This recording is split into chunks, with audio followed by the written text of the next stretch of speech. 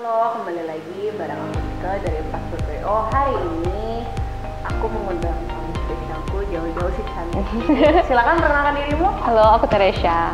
Teresia, kamu dari vendor apa? Aku dari vendor Unique Jewelry. Oh, dia dari Unique Jewelry. Hari ini aku mengundang Teresia untuk membahas sedikit tentang cincin kawin. Wow, tapi nggak ada cincin. Silakan Tere. Belum. Oh, belum belum ya? ada cincin. Juga belum. Oke, hari ini kita mau bahas sedikit more deeper kali ya, Yeah. ya, little bit deeper about cincin pernikahan.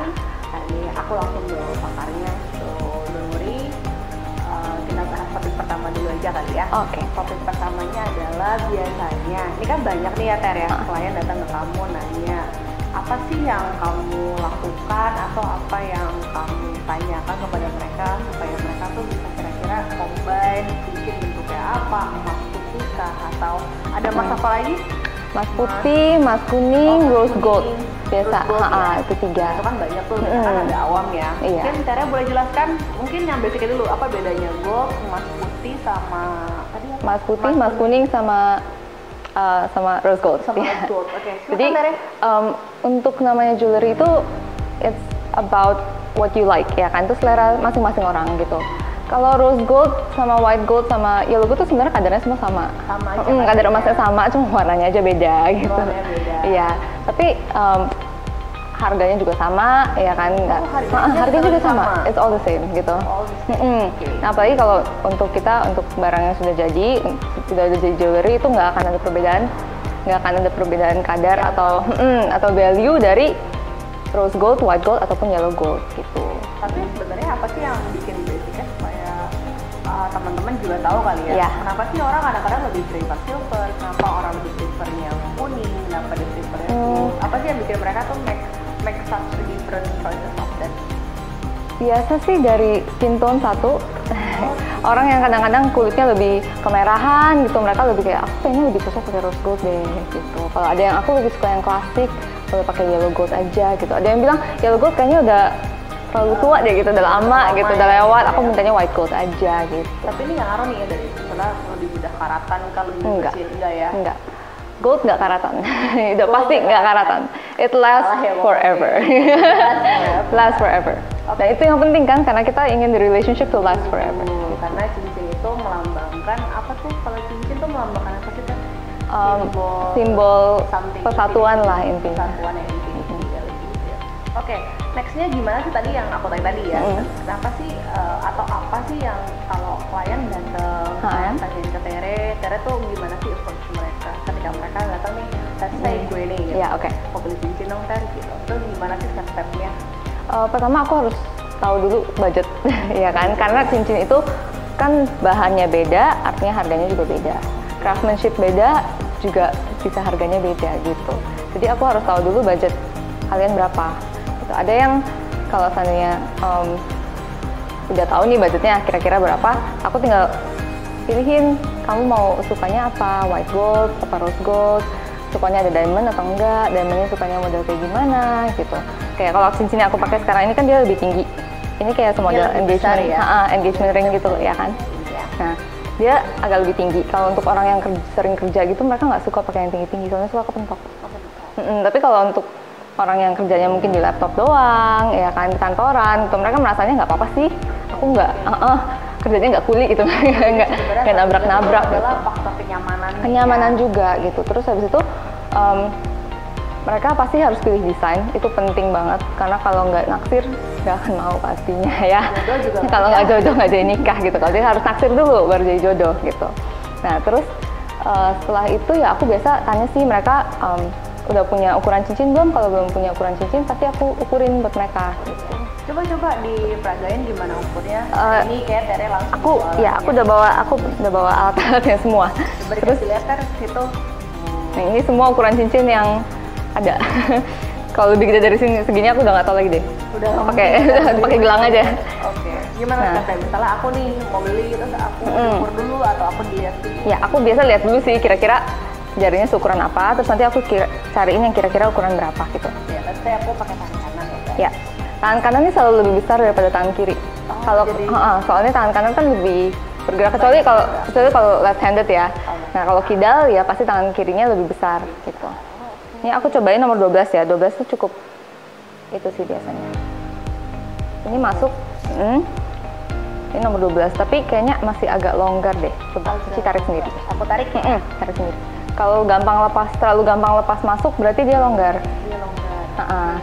Kalau seandainya udah pas di sini nih, di tulangnya sini, itu biasanya udah oke. Jadi coba 11 ya. Lebih mantap. Nah, ini lebih mantap ya kan?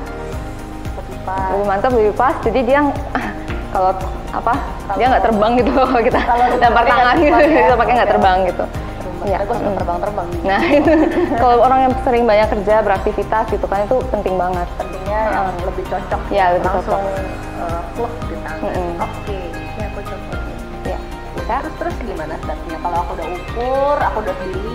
Udah ukur, pilih model nih ceritanya. Terus nanti aku tanya sih, biasanya kalau seandainya orang wedding ring itu mereka ingin diukir. Jadi ingin ukir nama. Jadi Cici mengerti sama aku nih, cincin aku, contoh ya. Okay. Di cincin aku ada nama Cici gitu. Dari Asia, seperti itu ya. Gitu. Jadi itu sudah termasuk dalam paketnya juga. Dalam paketnya ya. Terus so far sebenarnya selain warna-warna cincin, sebenarnya apalagi sih yang bikin cincin beda? Atau mungkin aku nggak tahu nih, kita kan nggak tahu ya. Batu-batu kan banyak tuh. Aku boleh pinjam cincin tangan tadi sih. Aku boleh. Banyak batunya tuh. Nah, yang apa sih ini for bedanya? example. Atau yang kayak gini. Nah, ini kan beda banget ya, Ter. Ada yang batunya banyak, ada yang batunya dikit. Satu, atau mungkin kalau aku lihat yang sebelah sini batunya tipenya beda. Ada nggak sih tipe-tipe yang beda dari sini, Ter? Atau gimana? Bisa sih, tergantung. Jadi zaman sekarang orang-orang nggak nyari wedding band yang hanya begitu aja gitu loh. Any ring can be your wedding ring. Gitu.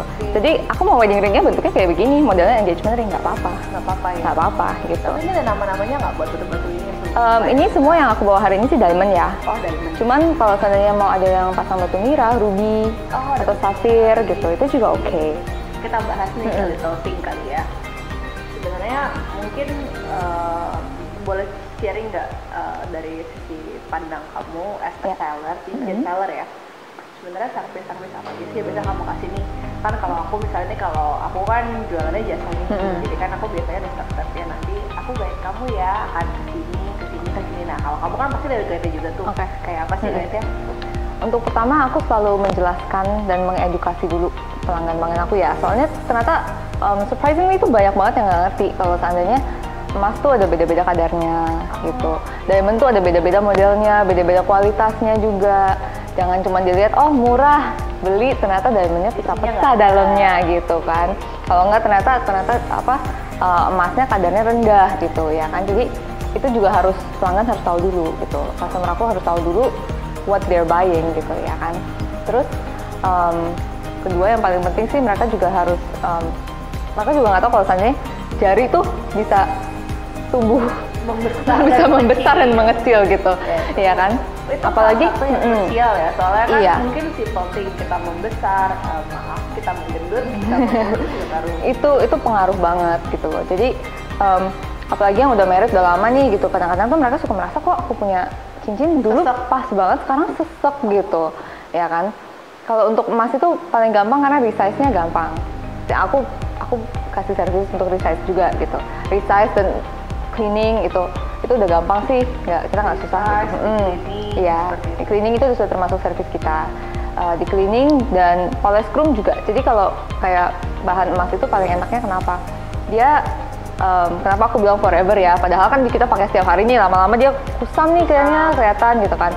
Nah kalau kayak produk silver itu tuh dia akan menghitam. Tapi kalau emas nggak, dia nggak akan menghitam. Dan asal kita bisa polish chrome lagi, dia baru lagi. Jadi ada lecet lah atau ada kusam atau apa itu hilang semua, langsung jadi baru lagi gitu. Cuman hanya polish chrome doang. Resize juga kita kasih servis resize, polish chrome, terus cleaning.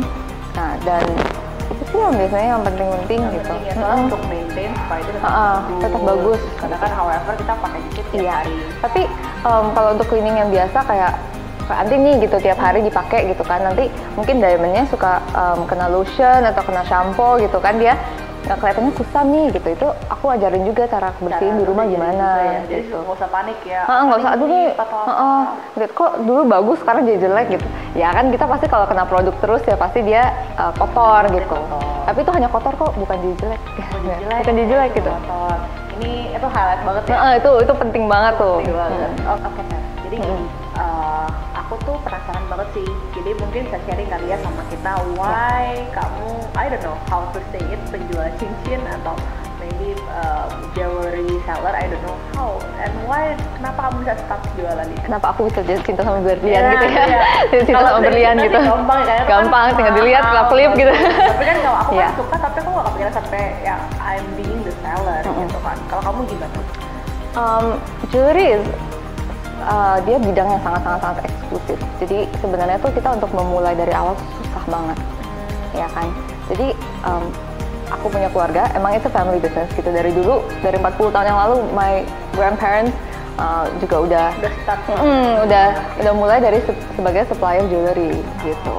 Nah, cuman baru-baru ini kita membuka segmen untuk online dan untuk yang lebih milenial aja gitu. Yang lebih desainnya lebih milenial dan harganya juga lebih milenial. Lebih masuk di budget. Lebih masuk di budget gitu ya kan. Nah, dan itu aku yang pegang. Oke. Terus lama kamu ngerjain yang di segmennya kamu nih ya? How do you feel? Is it really, apakah itu sangat menarik banget atau maksudnya kamu shock dengan banyak orang yang suka ya? Makin banyak explore gak sih sebenarnya gitu? Banget, dan aku lebih banyak ngomong sama orang itu tuh that's the moment I realize sebenarnya orang punya product knowledge itu sampai berapa gitu. Oh ternyata sebenarnya kita tuh kurang banget ya soal product knowledge dan ini. Orang-orang tuh ternyata nggak tahu tentang product knowledge dan kebanyakan sales menggunakan itu untuk menjual gitu, tapi sebenarnya harusnya nggak begitu karena kita kan eksklusif business gitu, orang harus tahu mereka tuh belinya apa. Jadi harus well educated. Ya, harus aware lah kita tuh belinya barang apa gitu. Kita harus fully aware itu belinya barang apa. Jangan sampai nanti kalau udah beli kecewa gitu. Ternyata diamondnya nggak secakep yang aku kira, atau kenapa cepet kusam sih gitu ya kan. Cepet kusam juga bisa kalau seandainya dia pola screw-nya nggak bener gitu. Jadi craftsmanship juga penting banget. Craftsmanship penting ya. Semua. Penting banget. Nah, tadi tuh udah dijelasin banyak ya sama Tere tentang jenis-jenis emasnya kali ya. Iya, jenis emas. Ada kuning, ada apa aja tadi silver. Ada kuning, ada emas putih, sama yang terakhir rose gold. Rose gold tuh lagi in banget sekarang. Lagi in ya. Kayak warna handphone gitu aja ya. Semua namanya rose gold gitu. Ya. Terus ada tadi kita udah ngomongin soal batunya ya. Iya, batu juga. Ada diamond, mau pasang ruby, mau pasang safir gitu juga boleh sih. Biasa center stone-nya aja mereka yang beda. Tapi kebanyakan kita memang orang paling suka diamond sih. Gitu. Kalau yang ya mau bedain dari lain nggak apa-apa gitu. Cuman diamond tuh emang paling kuat. Jadi kalau kepentok atau apa dia nggak lecet. Jadi terus dia abadi forever. Jadi forever modelnya kayak gitu dan warnanya juga nggak akan ganti gitu, nggak akan nggak beda-beda. Kalau seandainya biru kan lama-lama bisa bosen gitu. Betul aku mau yang merah gitu gimana? Ya kan? Aku mau yang kuning, aku mau yang merah, aku mau yang hijau. Nah gitu. Oh sama satu lagi kalau tentang bahan itu kita juga bisa bikinin silver atau palladium untuk lelaki muslim yang nggak boleh pakai produk emas. Gitu. Kan alternatif lain. Ada alternatif lain juga. Pakai palladium atau silver. Tergantung kemauannya aja sih. Nah, tadi kita tahu banyak nih ya Ter ya soal jenisnya, soal maybe how to resize, mungkin kenapa kalau dia kusam dibersihin. Boleh dong sharing maybe bukan summary ya, pesan kamu buat kita atau mempelai yang lagi cari cincin buat pernikahan ya atau buat tunangan, gimana dari kamu? Aku bilang kalau seandainya jewelry itu karena banyak model kan, ada yang kalung, ada yang anting, itu mah biasa gampang, kalian mau beli online juga boleh. Cuman kalau untuk cincin, apalagi cincin kawin yang akan kalian gunakan selama-lamanya, aku bilang it's important untuk memilih dengan baik, memilih desain yang kalian benar-benar suka dan memilih bahan yang benar-benar tahan lama, karena itu penting sekali. Dan juga kalau bisa harus ketemu muka, karena akan lebih enak ngomongnya. Aku juga lebih enak untuk edukasi ya kan, karena seperti yang aku bilang tadi, nggak banyak orang yang ternyata tahu product knowledge tentang Jewelry gitu kan. Dan akan beda kalian search di internet sama aku yang lebih ngerti kasih tahu kalian sendiri gitu. Gila, ini salah satu yang sabar banget menjelaskan gitu. Aku juga jarang-jarang loh ketemu, maksudnya mungkin banyak yang ngejelasin kita, cuma mungkin aku juga sangat terbantu kalau dibantu diberi eksplanasi lebih detail sebelum memilih. So it help us to maybe untuk ini kali ya Ter, tentuin bangunnya apa, budgetnya gimana, seperti apa. So kita nggak ngerasa beli something, kita nggak tahu. Seperti itu. Dan kalau udah beli biar pulangnya nggak kecewa aja gitu loh. Ya, karena keputusan lo ya. Iya, karena kita akan terus pakai seumur hidup itu. Kan? That's all dari hari ini dari temanku dari Tere, dan I'm so thankful dia ada hari ini. Silakan dari Tere, mungkin kamu tinggal bilang ke mereka I'm Tere. Oke. Silakan dari Tere. Okay, basically I'm Teresha from Unique Jewelry. Kalau butuh apa-apa, just make an appointment. Thank you Tere. Thank you Ci. Kamu bisa cari dia di Instagram. Gampang. @uniquejewelry.id. Dan lain-lain atau kita juga. Oke, that's all for this time. Thank you. Thank you Tere. Bye. Thank you.